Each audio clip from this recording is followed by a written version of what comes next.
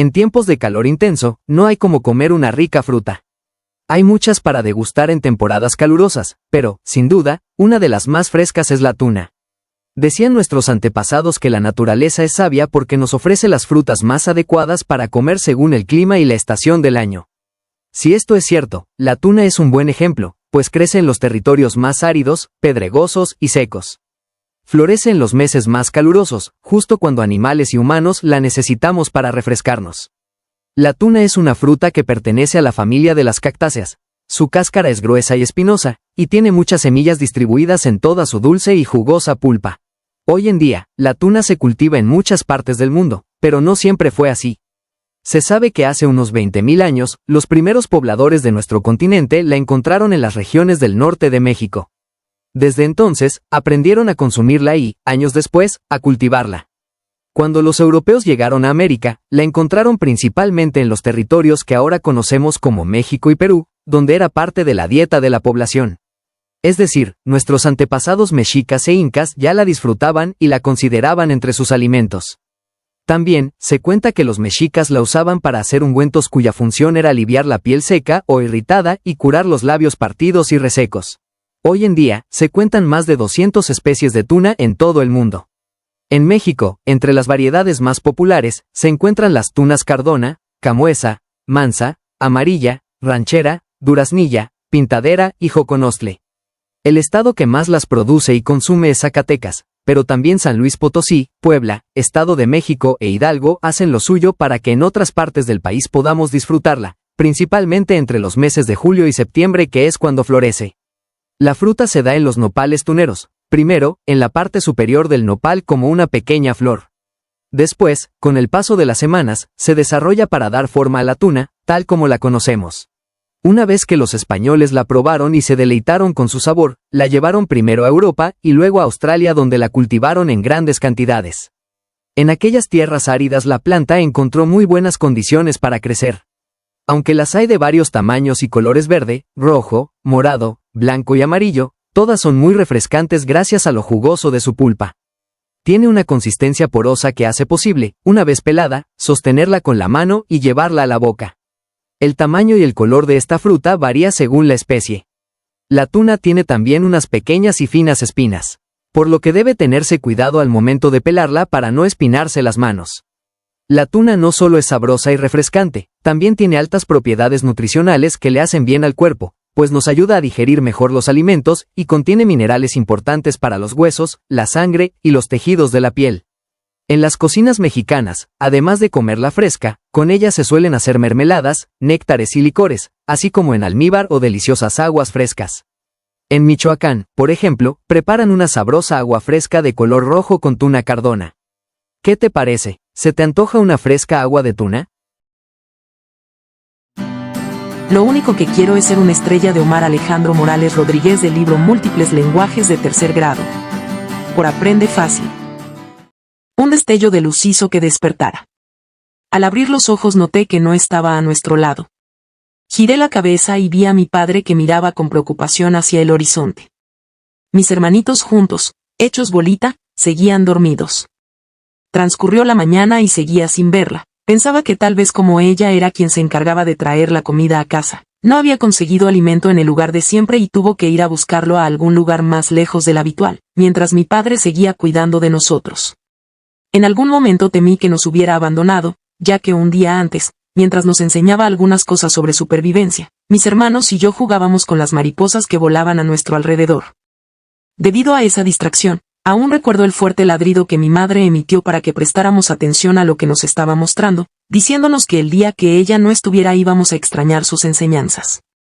Pero la idea era solo una locura que atravesaba por mi cabeza, ya que mi madre era incapaz de dejarnos, pues lo único que nos demostraba era amor y cariño. Pasó el tiempo y las mañanas se convirtieron en tardes y luego en noches. El aullido de mi padre era tan fuerte que provocaba que se me espantara el sueño. Me levantaba y me acercaba a él y, a la orilla de la cueva, aullábamos juntos hacia la luna.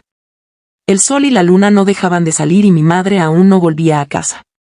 Con el transcurrir del tiempo mi padre comenzó a darnos las lecciones de supervivencia que solíamos recibir de nuestra madre y que, ahora, como decía, extrañábamos tanto.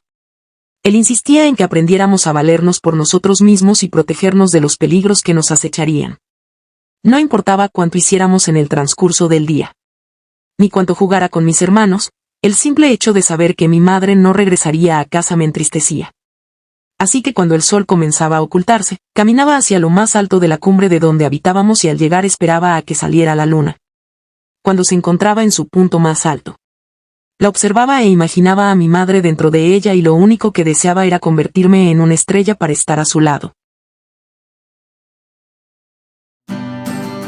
Cómo llegó el conejo a la luna, del libro Múltiples lenguajes de tercer grado. Por Aprende Fácil. Antiguamente, los hombres no tenían necesidad de trabajar con sus manos. Podían ir al campo y dejar ahí sus herramientas de trabajo, para que ellas que estaban vivas, trabajasen por ellos. Pero un día un hombre que había decidido talar su parcela para comenzar a sembrar, se encontró con la sorpresa de que todo el monte se había levantado de nuevo. Decidió entonces espiar al maleante que lo había hecho y descubrió que era el conejo. Enojado e incrédulo, el hombre escuchó al conejo decirle que ya no era tiempo de sembrar, pues pronto vendría un diluvio e inundaría la tierra. El hombre empezó inmediatamente a construir, por orden del conejo, un cajón grande en donde debía meter todas las provisiones para él, su familia y el conejo. Comenzaron las lluvias y el nivel del agua empezó a subir, hasta que se atoraron en el cielo. El conejo, viendo que se hallaban casi junto al sol, decidió explorarlo, pero no pudo resistir el calor. Luego vio que estaba cerca de la luna y subió también a esta. Sin embargo, cuando quiso regresar al cajón, el agua había empezado a descender y ya no pudo bajar. Así se quedó en la luna para siempre y ahí lo podemos ver en las noches de luna llena. Bolas de Fuego, de Carmen Leñero del libro Múltiples lenguajes de tercer grado. Por Aprende Fácil. Origen, Totonaca. Nombre, bolas de fuego, o brujas o aichipopos, que en náhuatl quiere decir doncellas. Domicilio, surcan el cielo, saltan el cerro en cerro y acechan sobre los tejados en muchas zonas del país. Apodos, pájaros maléficos, mujeres, guajolote. Edad, 5 siglos, pero apenas desde el siglo XX han sido vistas como bolas de fuego. Parentela, descendientes de la maga azteca Mometzcopinqui y del mago Tlacatecolotl, ahijadas del dios Tezcatlipoca y primas de todas las brujas que han existido, tanto en América como en Europa. Antídoto, colocar en casa crucifijos, palanganas de agua, espejos y objetos al revés. Quemar las partes del cuerpo que se quitaron para transformarse, lazarlas cuando son bolas de fuego o conjurarlas, rezando con palabras pronunciadas de atrás para adelante. Misión, actuar como asistentes personales del diablo, secuestrando almas para el infierno y engañando a los hombres. Tienen el poder de metamorfosearse en ave, bola de fuego o bellísima mujer, así como de hacer maleficios y de colarse por cualquier sitio como el humo. Señas particulares. En su forma original, son mujeres, jóvenes y hermosas, o ancianas y horribles, pero se aparecen como inmensas aves negras o como bolas de lumbre que caen del cielo, igual que los meteoritos. Sexo, femenino. Son fogosas, exhibicionistas, escurridizas y vengativas. Sus ojos son rojos y llameantes, poseen corazón de agua, patas de guajolote, pico puntiagudo y una lengua larguísima para chupar la sangre de los recién nacidos. Son farsantes, pues tienen doble personalidad. Ideas en imágenes del libro Múltiples lenguajes de tercer grado. Por Aprende Fácil. Seguro has visto alguno de estos señalamientos.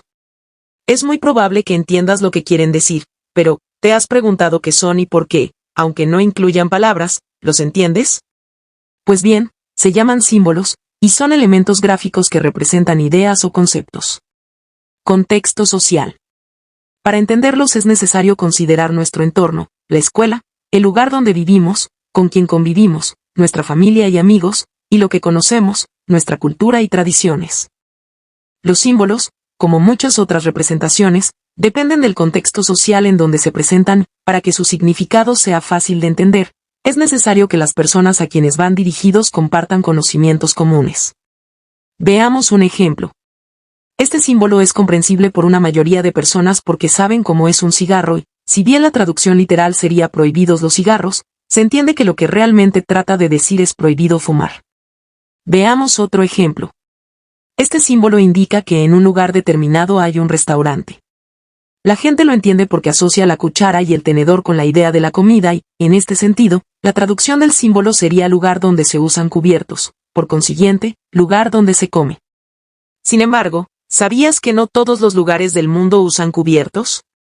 En países como India, Marruecos o Etiopía es normal y hasta educado comer con las manos, por lo cual el símbolo anterior no significaría lo mismo para ellos que para nosotros. De esto se puede concluir que cada sociedad posee sus propios símbolos y que estos son entendidos de manera comunitaria justo porque todos comparten códigos y conocimientos comunes. Interesante, ¿no? ¿Tú, qué símbolos conoces y cómo los traducirías? Mary Cassatt o El arte de vivir y pintar como se piensa del libro Múltiples lenguajes de tercer grado. Por Aprende Fácil. Cuando Mary Cassatt nació, la pintura era un arte al cual no se podían dedicar las mujeres. En el mundo aún existían prejuicios, muchos más que ahora, sobre lo que una mujer podía hacer, a qué se debía dedicar y cómo debía comportarse en público. Bueno, decir el mundo es mucho. En realidad, debemos decir en una parte del mundo, donde las sociedades elitistas, principalmente, de Estados Unidos y Europa, influyendo a los países colonizados por ellos, marcaban las pautas de lo que debía ser una sociedad y cómo debía ser el comportamiento adecuado para hombres y mujeres. Seguir o no esas pautas te hacía un hombre o una mujer más o menos honorable de acuerdo con el criterio de esos círculos sociales. Mary Cassatt pertenecía a esa clase social, pero desde niña supo que quería ser pintora y lo logró, reconocida ahora como una de las pintoras más importantes en la historia del arte contemporáneo. Mary nació en 1844 en Pensilvania, Estados Unidos. Su padre se dedicaba al comercio y era corredor de bolsa. Su madre pertenecía a una familia de banqueros y había tenido acceso a una educación en las artes y la ciencia con muchas lecturas, lo que sin duda fue de gran influencia. Aunque a sus padres no les convencía que su hija se dedicara a la pintura por no ser una actividad adecuada para mujeres, de igual forma la respaldaron, pues muy seguramente veían en ella no solo el talento, sino la pasión con la que dibujaba y hablaba de este arte.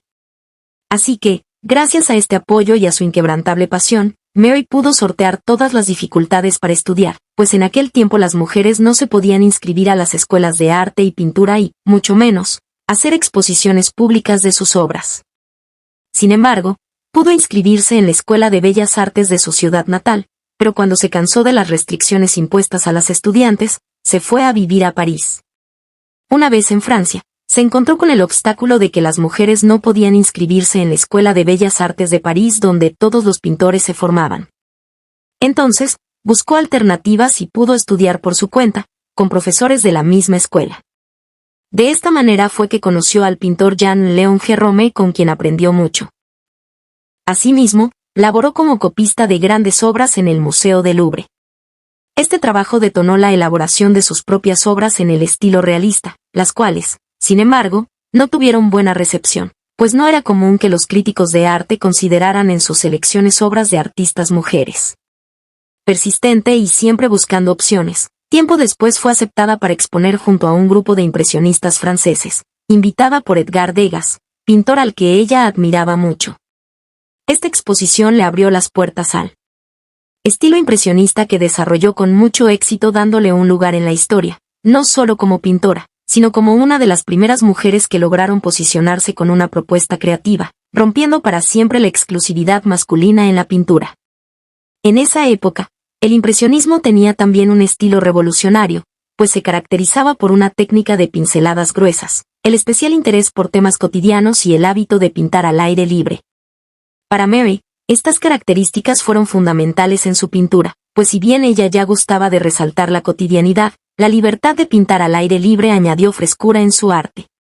La pintura cotidiana de Mary Cassatt, principalmente de la vida de las mujeres, sugiere la necesidad de que la sociedad se detenga a observar atentamente estos aspectos, sin el velo de las conductas honorables marcadas por el conservadurismo de la época. Entre ellos destaca en particular la imagen de la mujer como madre en sus distintas facetas. Así como podemos encontrar a una madre amamantando, la vemos también cuidando a sus niños, leyendo o conversando. Siempre, haciendo sentir al espectador, a través de la pintura, la esencia amorosa del vínculo entre la madre y sus hijos. Sin embargo, Estas imágenes expresivas e íntimas del mundo femenino no siempre fueron bien recibidas, pues los críticos consideraban que retrataba aspectos o situaciones no apropiadas para la mujer. Un ejemplo es el caso de la pintura titulada Niñita en un sillón azul, 1897, criticada por el desparpajo y descuido de una niña en su postura y su ropa, o El baño del niño, 1893, obra criticada porque muestra el cuerpo desnudo del infante, o las críticas a las distintas pinturas de una madre amamantando a su hijo, por mostrar el seno y en una situación que muchos consideraban que debía quedarse en lo privado. Todas esas obras causaban incomodidad para los sectores de una sociedad que preferían ocultar aspectos de la vida cotidiana o partes del cuerpo por considerarlas una falta a las buenas costumbres y alejadas de lo que consideraban una educación adecuada. Mary también pintó a muchas mujeres conversando, tomando el té o bordando, destacando así otros momentos importantes de su vida. Siempre, dejando sentir la belleza en la expresión del día a día en la vida femenina. Todo esto hizo de ella una mujer digna de admiración, no solo por su talento y la belleza de sus pinturas, sino porque logró ser un ejemplo para generaciones futuras en la persistencia para desarrollar sus pasiones artísticas y su congruencia en su vida cotidiana, así como con sus ideales de equidad y reconocimiento del papel de las mujeres en la construcción de nuestras sociedades. Mary Cassatt murió en París a los 82 años, dejando un legado de cientos de pinturas, demostrando que una mujer pudo romper con prejuicios sociales para vivir y pintar como pensaba. Una historia de viruela, vacunas y vacas, del libro Múltiples lenguajes de tercer grado. Por Aprende Fácil. ¿Te has dado cuenta de que las palabras vaca y vacuna son muy parecidas? Esto no es una coincidencia. La historia de la que se considera la primera vacuna se desarrolló en Reino Unido hace más de 200 años e involucra al médico Edward Jenner, al niño James Phipps, a una ordeñadora de vacas llamada Sarah Nelmes y a muchas vacas. Las vacunas son un invento que ha salvado millones de vidas desde su creación. Gracias a ellas, estamos protegidos contra diversas enfermedades, algunas mortales. Sin embargo, como imaginarás, no siempre fue así. Durante muchos siglos, los seres humanos hemos buscado distintas maneras de prevenir y curar enfermedades. Y cada cultura ha encontrado formas particulares para lograr este objetivo. Aquí es donde comienza nuestra historia. Hace siglos, en Reino Unido, se sabía que cuando la viruela llegaba a un pueblo, muchas personas se enfermaban, varias de ellas morían y solo un grupo se mantenía a salvo, sin necesidad de encerrarse o tomar medidas de higiene extra. ¿Adivinas quiénes eran estas últimas? Eran las personas que, por su trabajo, estaban en contacto continuo con vacas. Mientras todo el pueblo ardía en fiebre y se llenaba de pústulas a causa del virus, la gente que convivía con dichos animales, permanecía sana o desarrollaba levemente los síntomas de la enfermedad. ¿Cómo era posible esto? La respuesta estaba en las vacas.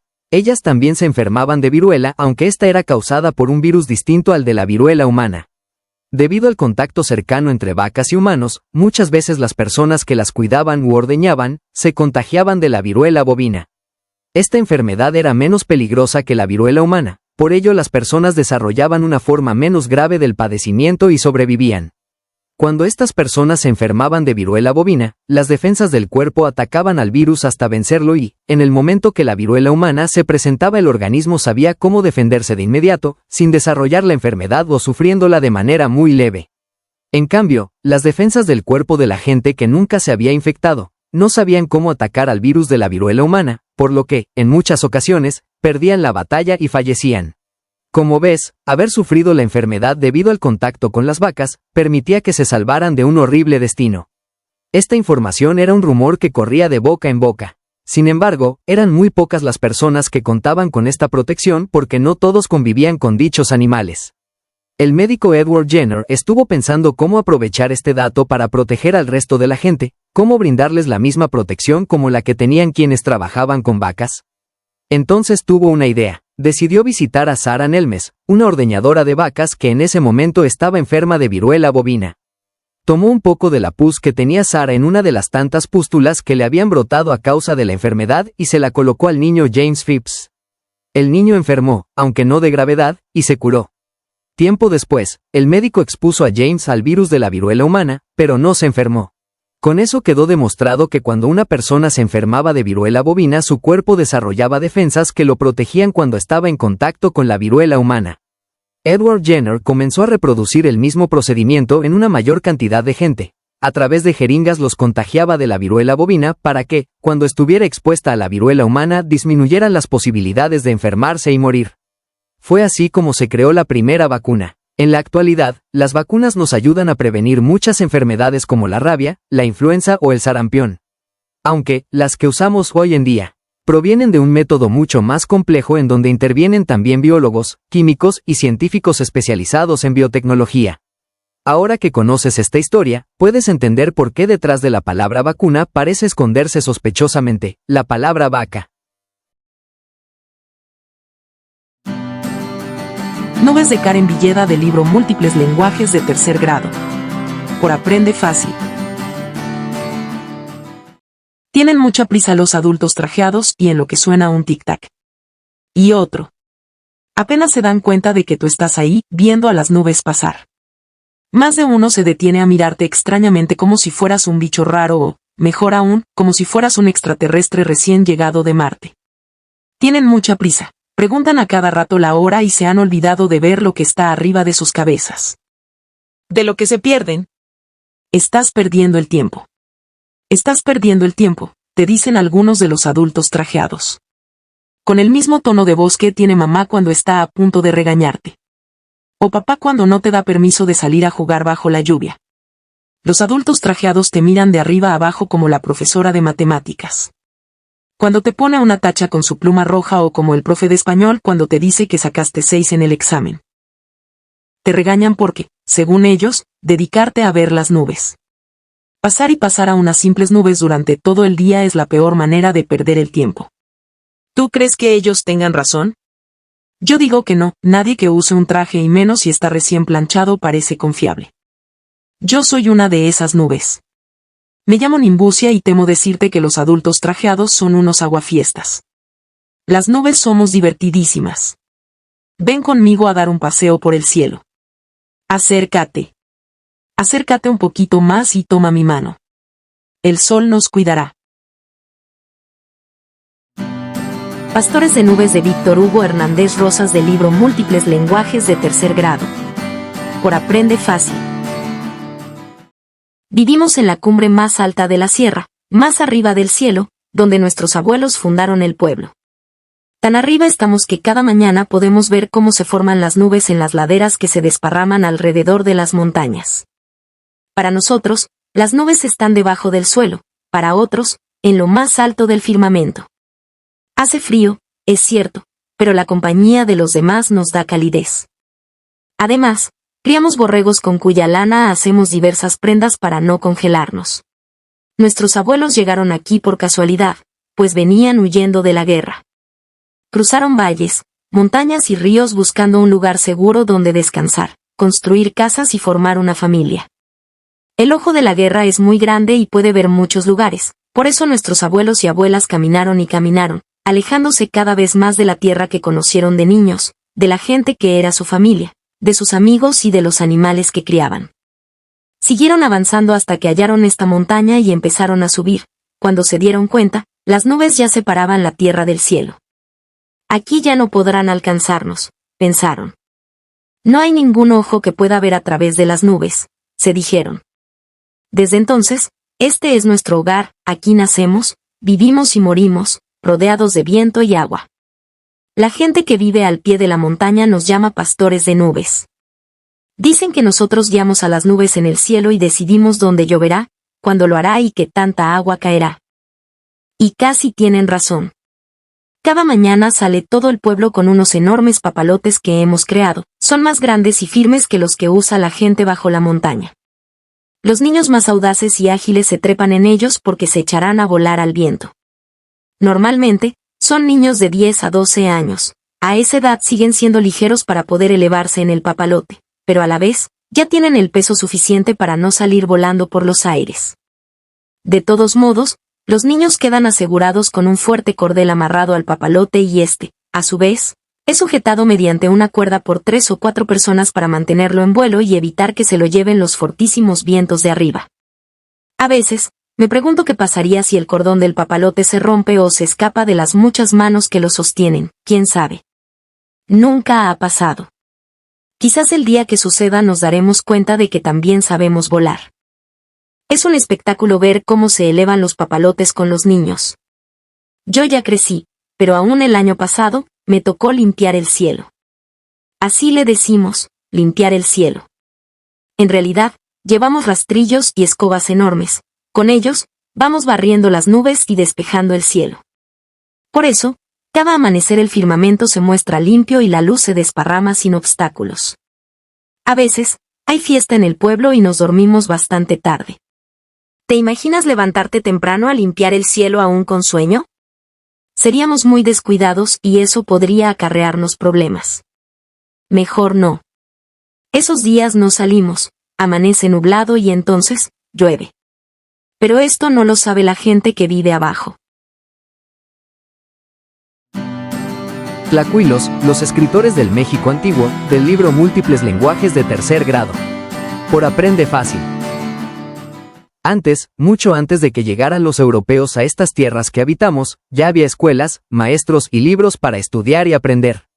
Solo que los libros no lucían como los conocemos ahora. Eran grandes tiros de papel que se doblaban como un acordeón y se llamaban códices. Las letras con las que se escribían los códices también eran muy distintas. De hecho, puede decirse que no eran letras propiamente, sino dibujos. Se trataba de un sistema de escritura conocido como pictográfico e ideográfico. Era a través de esos dibujos que se leía, pues funcionaban como códigos. Quienes aprendían a leer, sabían el significado de cada dibujo, además de la posición en donde éste se encontraba, sus colores, tamaño y su relación con otros pictogramas. Todos esos rasgos tenían que ser interpretados para saber de qué trataba el libro y qué decía. De hecho, es el mismo procedimiento que llevas a cabo ahora cuando lees este libro. La diferencia es el sistema de escritura. Los tlacuilos debían ser hombres o mujeres muy sabios que conocieran profundamente la historia, la cosmogonía y la cultura de su pueblo. Ellos eran los encargados de dejar plasmado cómo se pensaba el mundo y todos sus saberes para que los maestros pudieran transmitir a la población ese conocimiento. Los tlacuilos asistían a escuelas especiales, llamadas calmecac, donde les enseñaban, además de pintura, tallado de la piedra y madera, lo que cada glifo significaba, de acuerdo con la sabiduría de los abuelos. Estos ancianos transmitían su sabiduría contando historias y leyendas, cantando y recitando poemas. Para escribir, los tlacuilos usaban papel amate, piel de venado, tela de algodón tejida y papel de maguey. Empleaban pinceles, brochas, espátulas, moldes, medidas, escalas y compases. Como pintura usaban tintas extraídas de las plantas y de algunos insectos como la cochinilla. Con ellas obtenían una amplia gama de tonos, cada uno con su significado. Los tlacuilos se encontraban bajo la protección de Xochipilli, la deidad de las flores y el arte. Hoy en día, hay historiadores que se dedican a investigar sobre las culturas del México antiguo así como los tlacuilos. ¿A ti te gustaría estudiarlas también? Bajo tierra del libro Múltiples lenguajes de tercer grado. Por Aprende Fácil. Caminar bajo la tierra suena imposible, pero se puede a través de túneles. Hace casi 150 años, la ciudad de Guanajuato se inundaba porque llovía tanto, que el río crecía y se desbordaba. Para evitarlo, los ciudadanos tuvieron la idea de construir túneles. Así, el agua correría por ellos y no se estancaría. Actualmente, hay más de 20 túneles que conectan entre sí calles, avenidas y callejones subterráneos. El más antiguo se llama el Cuajín y se usó como el primer canal de desagüe de la ciudad. Los más populares son los que unen las calles Miguel Hidalgo y el Padre Belauzarán y el Pípila. El Minero y la Galereña. Es como un laberinto mágico. Pero Guanajuato no es el único lugar con estas maravillas. En el centro histórico de Puebla existen túneles que comunican diversos puntos de la ciudad. Cuando los descubrieron, se encontraron armas antiguas y otros objetos que sugieren la posibilidad de que los militares los utilizaran para pasar sin ser vistos por debajo de sus enemigos. Uno de ellos se llama Puente de Bubas y en él hay exposiciones y obras de arte, así como un mirador. Otros dos túneles conforman el pasaje 5 de Mayo donde se exhiben los objetos que se encontraron ahí. El último de ellos es angosto y mide casi 350 metros de longitud, pero no da miedo porque todos los túneles están iluminados con luces de colores. Si viajas a San Luis Potosí, encontrarás un túnel llamado Ogarrio que es la entrada al pueblo mágico real de 14. Es muy largo, mide casi 2,5 kilómetros y, al recorrerlo, Sentirás su ambiente antiguo ya que servía para llegar más rápido a las minas. Es como viajar en el tiempo atrás 100 años. En la Ciudad de México hay muchos túneles que fueron creados para los recorridos de los trenes del metro y para que las personas atraviesen las estaciones.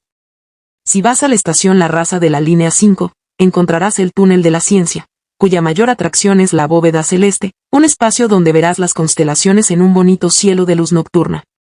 Existen historias sobre túneles construidos bajo otras ciudades de México en la época colonial, principalmente para distribuir agua. ¿Conoces alguna? Los derechos de las niñas y los niños del libro Múltiples lenguajes de tercer grado. Por Aprende Fácil. Dignidad, libertad e igualdad son los conceptos de los cuales surgen los derechos humanos. ¿Conoces los derechos de los niños y las niñas? Son todas las cosas que no te deben faltar para vivir bien, feliz, sano y tranquilo. También, son las que te protegen de situaciones que pudieran ponerte en riesgo o causarte daño.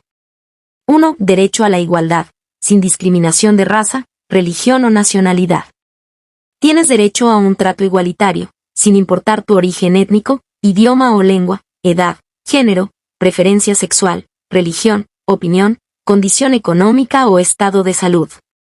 2. Derecho a una alimentación, vivienda y atención médica adecuadas.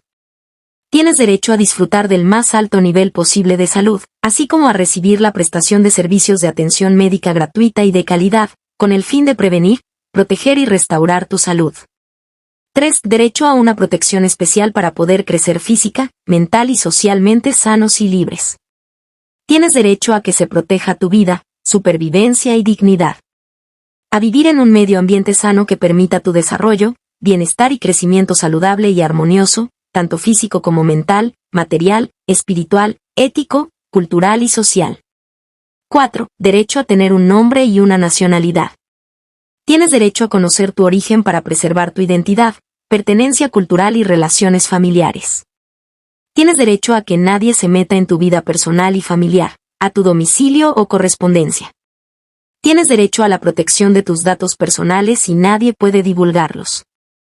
5. Derecho a educación y atenciones especiales para los niños y niñas con discapacidad. Derecho a la inclusión de niñas, niños y adolescentes con discapacidad. Se les deberá facilitar un intérprete y/o los medios tecnológicos que les permitan obtener información de forma comprensible. 6. Derecho a comprensión y amor por parte de las familias y de la sociedad. Tienes derecho a vivir con una familia que te quiera y te respete. A convivir con tu madre y padre, así como con las familias de ellos. 7. Derecho a una educación gratuita. Derecho a divertirse y jugar. Tienes derecho a una educación de calidad, atendiendo tus necesidades, que garantice el respeto a tu dignidad humana y el desarrollo armónico de tus potencialidades y personalidad. Tienes derecho a recibir una educación que fomente la solidaridad, la amistad y la justicia entre todo el mundo. Tienes derecho al descanso y al esparcimiento, al juego y a las actividades recreativas propias de tu edad, así como a participar libremente en actividades culturales, deportivas y artísticas. 8. Derecho a atención y ayuda preferentes en caso de peligro. Tienes derecho a que se te asegure de manera prioritaria, antes que a los adultos en momentos de riesgo. 9. Derecho a ser protegido contra el abandono y el trabajo infantil. No podrás ser separado de tu familia por falta de recursos para la subsistencia. Tienes derecho a que no te obliguen a trabajar o a hacer cosas que te dañen. Derecho a vivir una vida libre de toda forma de violencia y a que se resguarde tu integridad personal. 10. Derecho a la libertad de expresión, derecho a la participación y de acceso a la información. Tienes derecho a expresar libremente tu opinión, a ser tomado en cuenta con respecto de los asuntos que te afecten directamente, a tus familias o comunidades. Tienes derecho a disfrutar de los beneficios del progreso científico, derecho de acceso a las tecnologías de la información, comunicación e Internet. 11. Derechos de los niñas y niñas de comunidades originarias. Tienes derecho a disfrutar libremente tu identidad cultural, lengua, usos, costumbres, recursos y formas específicas de organización social, a manifestar, practicar, desarrollar y enseñar tus tradiciones, historias, sistemas de escritura y literatura, tradiciones orales, así como ceremonias espirituales y religiosas. Tienes derecho a las tierras, territorios y recursos que tradicionalmente ha poseído, ocupado, utilizado o adquirido tu comunidad originaria, y a no ser desplazado por la fuerza. Derecho a que se difunda la información institucional y la promoción de los derechos en el idioma de tu localidad. Siempre tenlos presentes y también recuerda respetar a las demás personas y sus derechos, así como al medio ambiente y a los animales.